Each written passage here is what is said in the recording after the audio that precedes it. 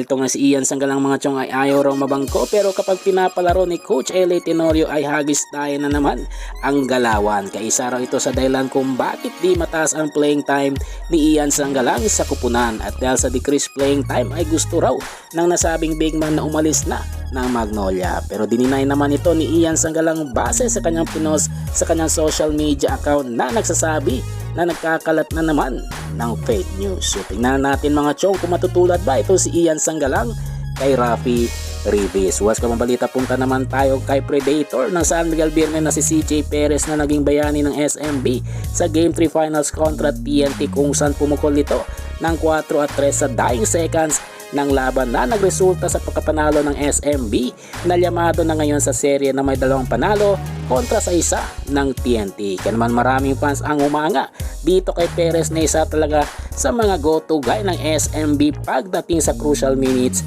at plays ng kupunan.